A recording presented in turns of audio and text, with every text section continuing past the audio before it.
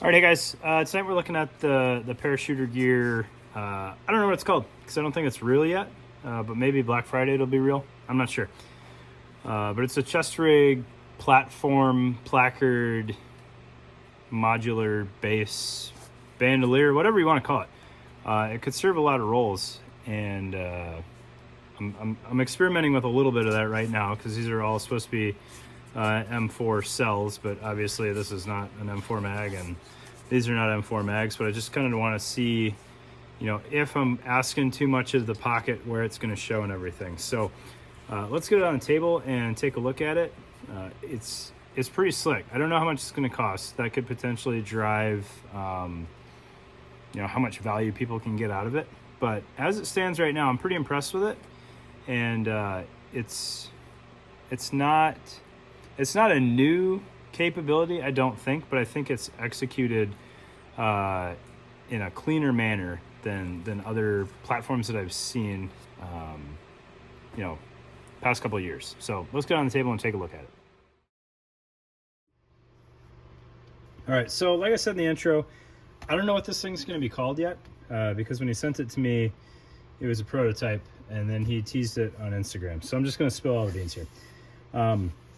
So it is, from talking to him, he's going to offer a 5 mag variant and a 7 mag variant. And I figured they're this same, whether I get one or the other. So I just asked for the smaller one. But it's supposed to be 5 M4 cells or 7 M4 cells. And what you're working with here is you've got a laser cut Molly platform on the front.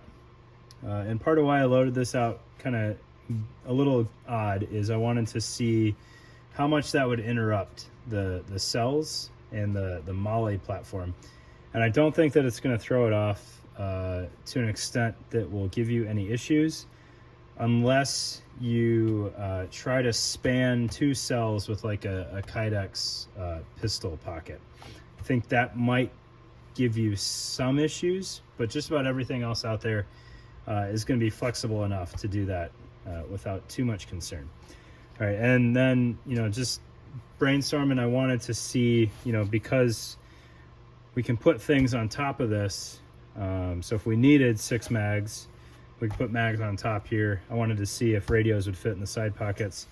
Obviously, military radios and your higher end commercial radios are probably not going to fit.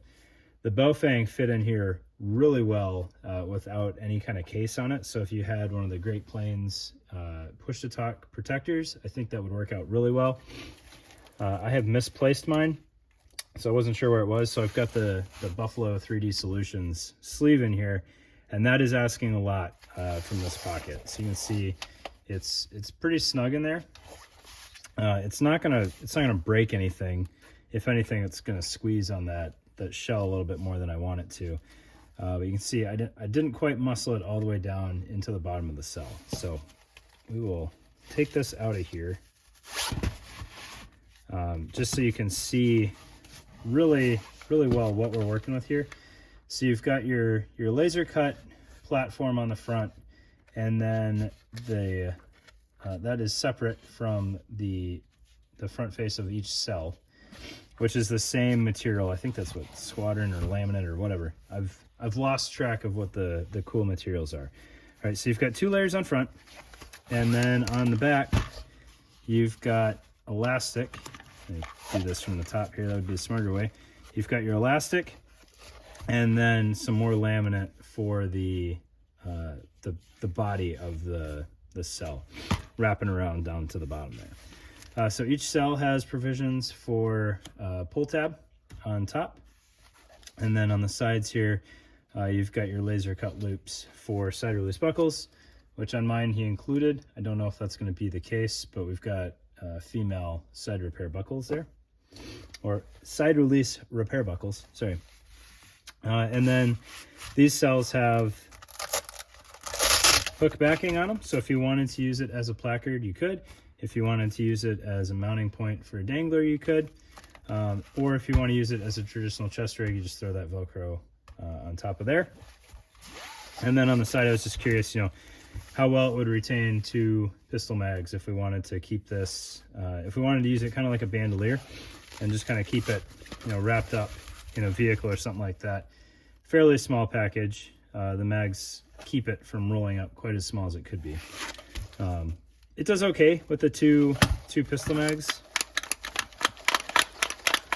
You know, they're not coming out, but obviously as soon as you draw one, then you're gonna have issues with that being retained. So maybe you got a pull tab on there that once you pull one, it just kind of situates itself. I'm not sure, right? And then obviously they fit both PMags and StanAg mags just fine. You can kind of see on these, I think these are Gen 3 PMags with the over insertion tab. It's a little wonky there, but no big deals, right? So if you wanted to keep this rolled up in your car or something like that, I think you'd have better luck with StanAg mags. But you can see just this thing folds up to nothing. I mean, we've got 2 mags in there, so even if you didn't want to completely load this thing out, you could keep a couple mags. You could put, you know, 3 mags in there and it'd still be a pretty small package for you. Another option that I was kind of experimenting with or brainstorming what this thing would do well for you. So if we have nothing in here, right, you could have a pretty small rudimentary, you know, like 1-inch webbing harness that you kept with this thing. So if you were, you know, just out and about, or maybe a plate carrier is normally what you use, you keep this rolled up. I mean, this whole setup would fit in a double M4 mag pocket pretty easily. I think you could even wedge the harness in there if you wanted to.